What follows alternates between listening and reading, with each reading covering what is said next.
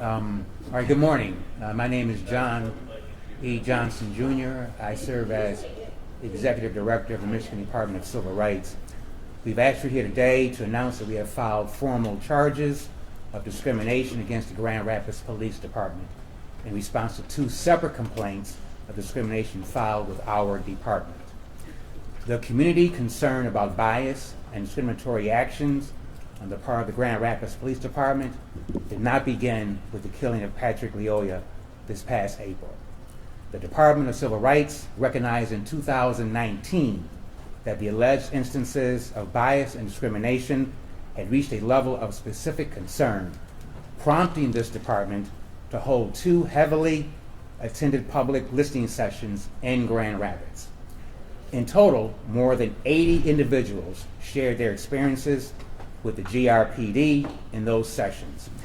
At that time and in the years since, dozens of individuals have filed complaints of discrimination against the GRPD. Currently, the department is actively investigating a total of 28 complaints against the police department here in Grand Rapids.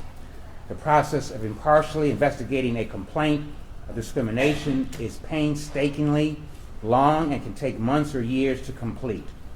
In this instance, progress in investigating the numerous complaints filed against the department was slowed by other instances not within our control, but regardless, our work continued. Our investigators diligently continue to gather evidence, conduct interviews, and do the tough and time-consuming work necessary to reach a fair and unbiased conclusion in each and every complaint. In the case of the two complaints we will discuss today, that work resulted in a decision to file formal charges of discrimination against the Grand Rapids Police Department. The specific complaints resulting in these charges were filed by Whitney Hodges on behalf of her now deceased minor child, Honesty Hodges. At this time, I'd like to acknowledge the presence of Whitney Hodges, the mother who filed this complaint, her mother, Elisa Niemeyer, the grandmother of Honesty Hodges, and Honesty Hodges acknowledging that she passed away in November of 2020 from COVID-19. We acknowledge that, we acknowledge her presence today, and also acknowledge the presence of the attorney, Stephen Drew, who was instrumental in filing this complaint on your behalf. The second was filed by Grand Rapids resident Melissa Mason. My office will provide you with the formal documents filed with the Michigan Office of Administrative Hearings and Rules in our request for a hearing. The specifics of the complaints. Complaint 485609 alleges unequal treatment by the Grand Rapids Police Department of Honesty Hodges on December 6, 2017. Police were in pursuit of a middle-aged white woman who was a suspect in an attempted murder.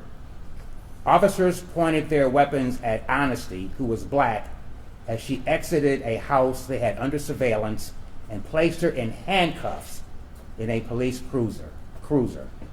Honesty at the time was an 11-year-old juvenile who did not fit the description of the suspect, was compliant, visibly afraid, and in tears. The Grand Rapids Police Department was unable to show evidence of white children who were held at gunpoint, handcuffed, searched, placed in a squad car, and questioned, in this case during the search for an adult suspect of an entirely different race. The Grand Rapids Police Department provided no evidence that they treat individuals of another race the same in similar circumstances. Complaint 610406, filed by Melissa Mason, was in response to a traffic stop on January 20th, 2020. Officers of the Grand Rapids Police Department stopped Mason, who was black, and was driving with 3 children, for an expired plate. Even though reports show Mason was compliant with officers, she was removed from her car, handcuffed, and was held in a police cruiser for approximately 20 minutes. In the process of our investigation, as in the previously described complaint, the Grand Rapids Police Department was unable to demonstrate that people of another race in similar situations were treated the same as Melissa Mason by their officers. Going forward, An administrative law judge will hold a proceeding to consider all the evidence. It will make a recommendation on whether the evidence shows discriminatory action occurred and what penalty should be levied in response. The Michigan Civil Rights Commission will then conduct their own hearing to consider those recommendations and make a final determination, which could include ordering corrective action and or ordering monetary damages. If they agree with the determination that discrimination did occur, through the effort to do our due diligence in investigating the dozens of complaints against the GRPD has faced significant hurdles and will continue. This is the work we are constitutionally mandated to do, and we are committed to a fair and impartial investigation of every complaint before us. Alongside, by my side, I should mention earlier, is Attorney Marcelina Trevino. She's Director of our Enforcement Division and was behind filing these complaints. It was her division that investigated these complaints and decided to file charges against the Grand Rapids Police Department. So now we will call on a few questions now. So raise your hand so we can call on you. Are you expecting to file any other charges regarding the other complaints that are being investigated? Thank you. That's a great question. Currently, as Director Johnson mentioned, we are investigating 28 complaints. Depending on the outcome of those investigations, we may have other charges, and we will notify the community and media when those charges are issued. Part of the investigation was about the pattern of practice, right, of racial discrimination. What have you guys found so far as that goes? Is there a pattern of practice, or is that still under investigation? Or? Well, as a result of listening sessions, we did receive a number of statements made by residents in Grand Rapids, did examine those, and have been in contact with other authorities about perhaps an investigation of systemic action in regards to the police department. So we're consulting with outside sources in regards to that. We are focused right now on the 28 individual complaints that we still have within our department. Would it be fair to say it's sidebarred then at this time, or it's on the back burner? Or? Well, it's not on the back burner. There's discussions ongoing with the Attorney General's office, and in the past we have reached out to the Department of Justice, so we've not abandoned those efforts. We're in continuing discussions. Are there any officers involved? She raised her hand first. I'm sorry. How do you decide whether or not to file charges in one case versus another? What's the criteria that needs to be met? Sure, thank you for that question. So we do have elements that we go by to determine whether charges should be filed, if there's sufficient evidence to move forward with a charge, or if there's insufficient evidence. In these two cases, we have found sufficient evidence through our investigation to move forward with charges. What specifically, what kind of evidence do you look for? So we have, depending on the unequal treatment, depending on if it's public service, it would make the difference in treatment in looking at what a police officer's or police department's policies and procedures are and how they are implemented in practice. And those are some of them. We do have a list that maybe we could provide at a later time for our specific elements and guides to make those determinations. And just to follow up real quick to that, these two complaints that you have, do they mention a specific police officer, or is it just complaints against the police department as a whole? So the complaints are actually against the police department as a whole at this time. And that was sort of my question, is that are there any officers that are popping up in more than one case? So at this time, we currently have those two charges. As we proceed in the additional investigations, we'll be able to see if there are specific police officers that are engaged in these events. Yes, ma'am. You mentioned 28 complaints in total that are being investigated for GRPD. Is that a lot? Can you provide some context, maybe for another department that size? That's interesting. So at this time with the 28, because of what came out of the hearings, I think there was an increase in community involvement and concern with the complaints. Right now for police departments, that is the highest that we have currently active investigations. But again, I want to emphasize the caveat there that we did have a listening session which did generate interest and did result in obviously a number of complaints coming to us because of that specific list, those sessions that we had. And we've not had those sort of sessions in other areas. Yes. What's the procedural timeline for the, as you mentioned, like the MDCR hearings and the administrative judge Go overseeing ahead. these two complaints? Sure. So currently, now that we have filed the charges, GRPD has to be properly served, and we are in the process of service, and then they have 20 days to respond. And then we will hopefully set a date for hearing. Yes, sir. You mentioned in both these instances that they hadn't shown anything to the contrary, that a white person would have been, held at gunpoint and put in handcuffs, et cetera. Did the department respond, or did they give any evidence at all? So throughout our investigations, we do ask for different types of evidence, reports, and things from both from the claimant as well as the respondent, here being GRPD. Yes. What are the types of penalties that could come from these charges?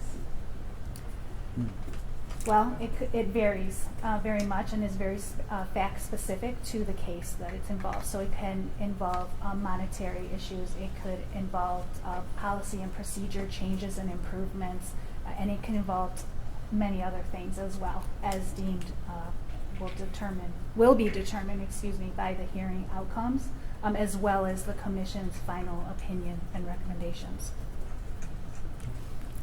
How was it, I don't want to say working with GRPD, but I guess attaining sort of information, was it an easy process, or were there hurdles you had to go through? Were they compliant, or how was the process?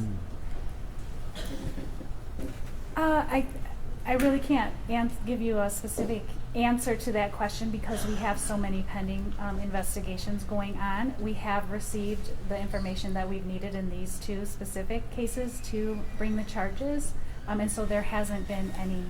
It's been cooperative as far as the information that's been available to us and the requests that have been made. Yes. What message, by filing these charges, what message do you want to send to the people of Grand Rapids? These incidents happened a few years ago. So much has happened since then. What about this move should wake people up or make them care? Well, simply that the department has been actively investigating their concerns, that we realize at this point that certainly two, in our opinion, warrant charges of discrimination, and that they should, at this point, continue to rely upon our department, our investigations, our neutrality in this, and rest assured that if there are other charges that need to be brought, that they will be brought. And just a quick follow-up, right? Of course, there's a new chief of police, and there's been different chiefs throughout, I think, some of these incidents. A lot of times it's easy for them to say, well, I wasn't here then. What do you want to see from the new administration at GRPD? What can they do now that they are here? Well, that's certainly within the new chief's heart. I can't, we're certainly available to certainly offer, if necessary, as a result of this charge, these settlements and these training that they may need in order to certainly make their department a little better than what it is now. But at this point, we're involved in investigation and in a charge, other investigations and a charge. So I would be remiss if I certainly recommended to the chief what he should be doing at this point, because at this point, we think that his department is guilty, may be liable for discrimination. So, but I'm certainly he'll do what he can in order maybe to rectify the situation. Yes.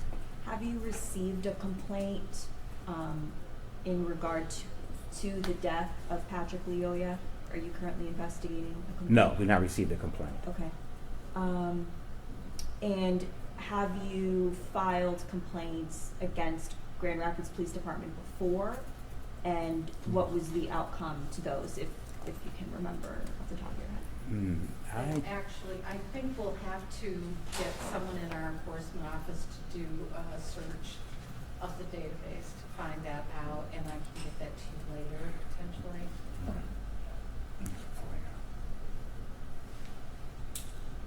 Any other questions? How does Honesty's death complicate this case? Well, it doesn't, in that her mother is continuing the charges on Honesty's behalf, and the facts speak for themselves in terms of what occurred. So I don't think her death complicates this in any manner whatsoever. That is correct. Yes. So you said that you're still waiting to hear back from the Department of Justice, is that right? As well as the State Attorney General's office for their involvement, correct? That's correct. Okay. When did you ask them, how many times have you asked them for their assistance? Have I asked them? Once. Which was in the spring of this year? Yes, shortly after the death of Patrick Leoya, we did meet with the Attorney General's office and have been meeting with them since in regards to this matter.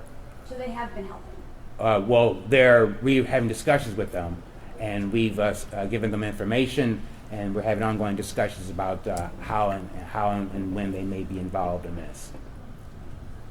You have anything to So add? follow up, yes. Also, the state AG's office is our general counsel as well, so we have had those discussions in moving forward and working with them in that way, which is separate from looking at the systemic issue.